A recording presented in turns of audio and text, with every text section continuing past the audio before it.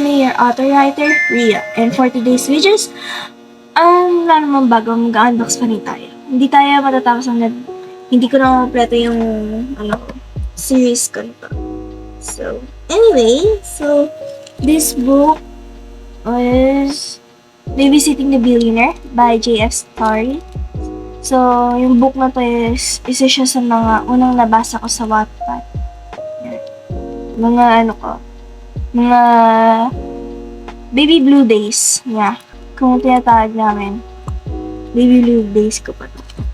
So, thank you pala before I forgot kay Kyla Vitara for securing and delivering my book safely. So, sobrang tagal na itong natenga sa akin.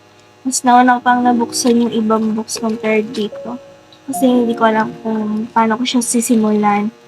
But anyway, before we start everything else, please like, share, subscribe, and click the notification bell for more upcoming videos. November pa pala to dumating sa akin. Yan. Thank you so much. So, series na to, I don't know if 3 or 4 yung contents ng book na to. So, para wala natin, buksan na natin.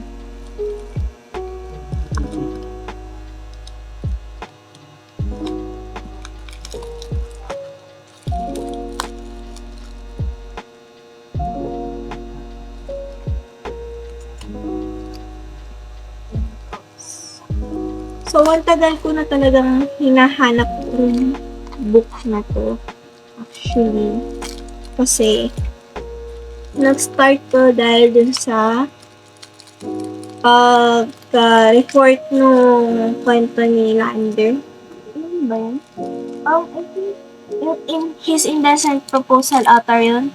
If I'm not mistaken, yun yung title nun. Tapos nagbasa ako. Tapos nakita ko may book pala to. Not under Psycho na. Iba yung, parang self-pub to. Ata, not sure. Pero for me, yung pagkakaano ko, ito ka-gets ko. Correct me if I'm wrong. Pero lang po self-pub to.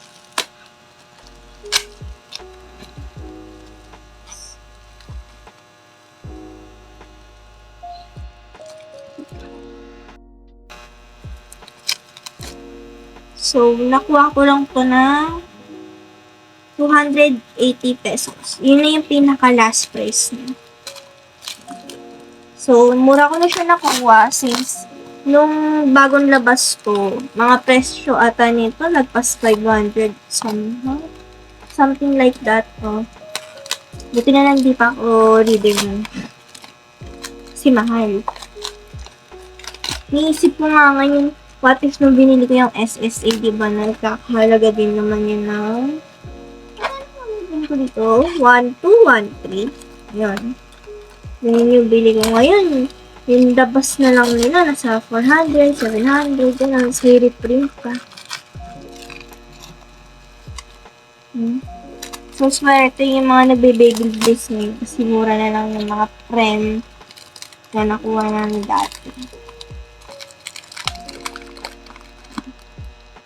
Basta ingat lang sa mga buy and sell groups kasi marami na yung scams na nagaganap sa group page.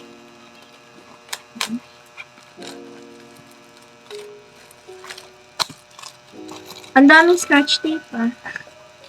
Halatang ayaw ipabukas dito.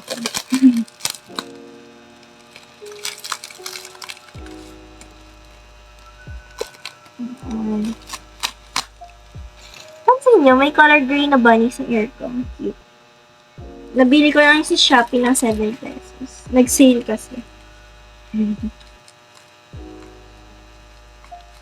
Kung sa mga hindi nakakalam, yun lalaki po dito yung pangalan Jumbo.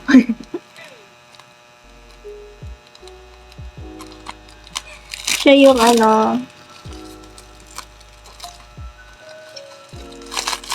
yung Jumbo ni Rosena.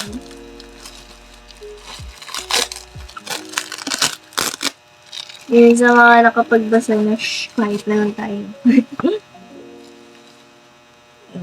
So, halatang sinictured siya kasi kitang-kita dito sa likod. May cartoon pa.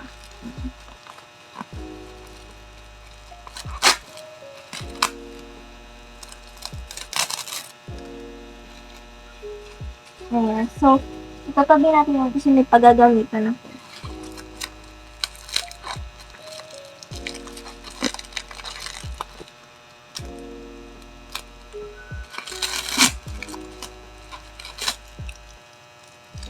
Nilagay natin dyan. So, napapansin niyo may bagong ayos na naman ng book sa gilid ko. Nag-evacuate ko naman kasi sila eh. Yung mga, yung mga CC and Poptic books, nandoon sa cabinet na isa. Hindi ko muna sila pinakialaman doon. Kasi hindi na kasya dito.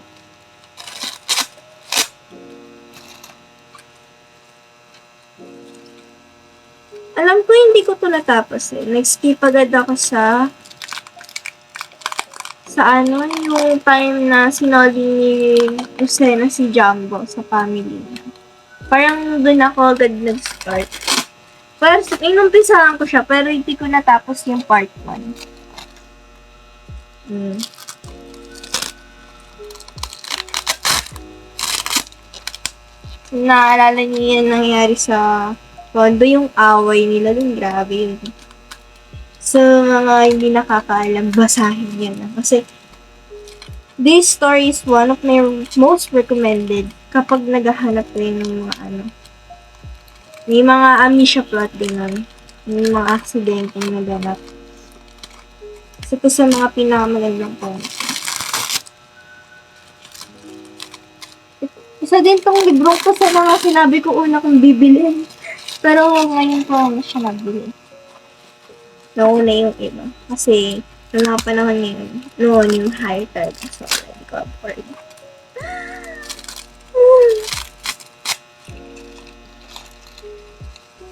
So, yan. Meron pa. Ayan. Nakikita nyo. May plastic pa pala sa loob. Grabe ah. Oh my gosh. Thank you talaga, Ate Kyla. Guys, bilhin na kayo sa kanya ng mga nire-resell niya. Yung mga binibenta niya, guys, bilhin na kayo. Sobrang secured. Kasi mo talaga may pagkaano pa sa likod. Ayan. Uy.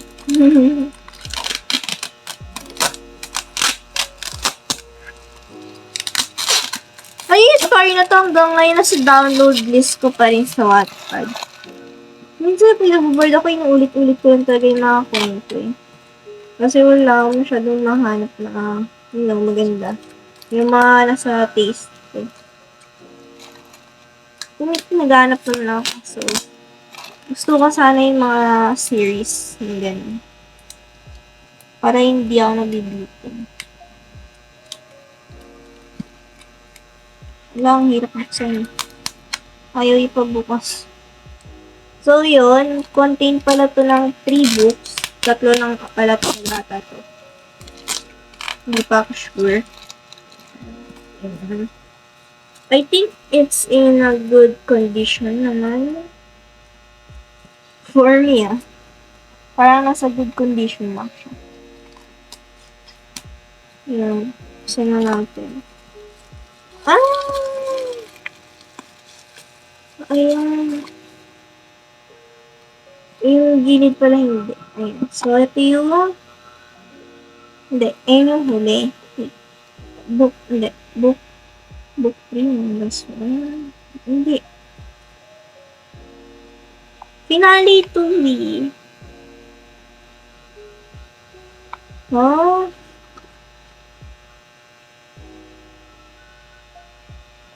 Wait, ito yung hindi. Ito yung book 3. Ito nakalagay dito.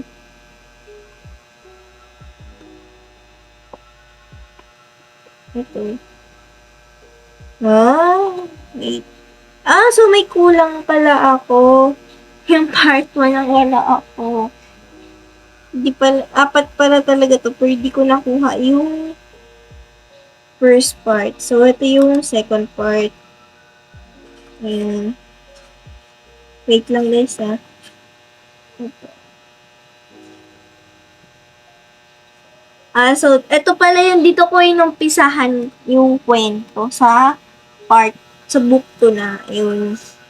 So, yun to siya. Tama lang pala yung nabili ko, pero kulang na ako ng isa. Ayan. Jewel Fuma. Actually, guys, meron pa ako dito Untold Story of Ara. When I first met you and the Beginner's Obsession. Kulang pa ako nung kasi sobrang dami niyang ng self-pub. So, I don't think na makakompleto ko lahat yun as of this moment. Pero manifesting natin makompleto natin. Baka mamaya nagtatrabaho na, di pa rin siya kompleto.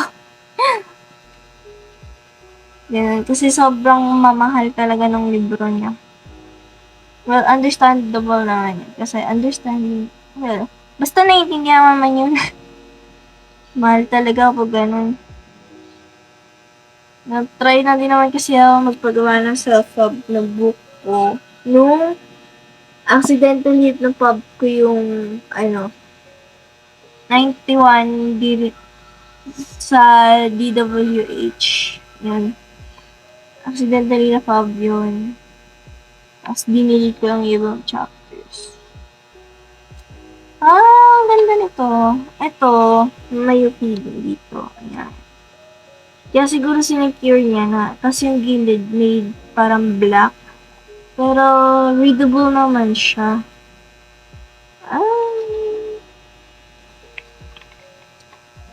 Baka mamaya, naginip na naman ako kay Kia Montenegro. Diyos mio, Marimar, di na naman makakatulog. Siya talaga yung favorite ko dito. Yan sa banda nila. Pero pinaka-favorite ko dito sa Baby Kiro. Ayan. So, ayan. Halata mo dito yung blue. Ayan. Nagbubuksan na pala talaga ito ng malaki. Pala ko naman. Ito. So, ayan. May UP pa dito. Ayan. Ayun lang. May dumi lang siya dito sa spine niya. Ayan.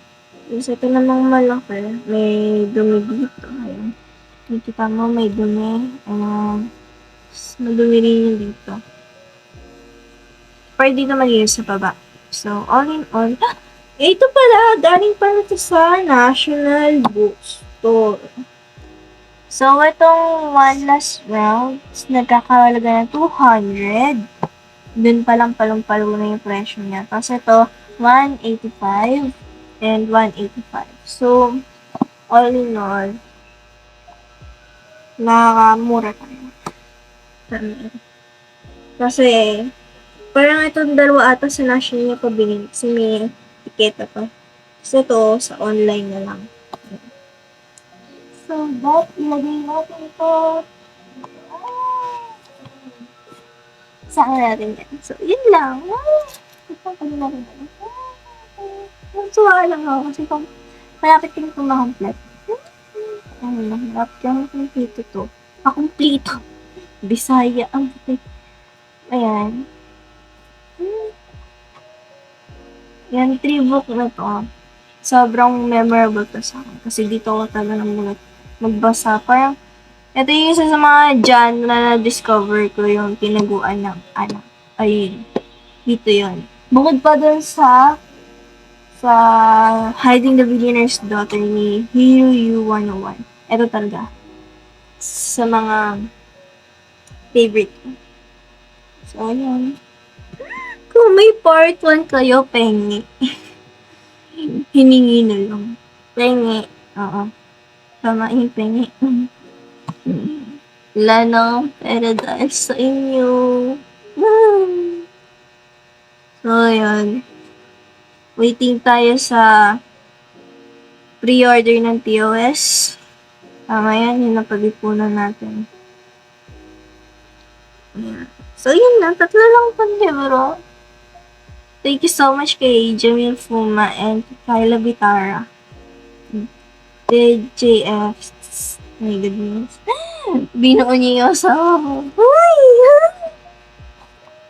So, yun lang guys. See you on my next vlog. Don't forget to subscribe on my YouTube channel and click the notification bell to update for more upcoming videos.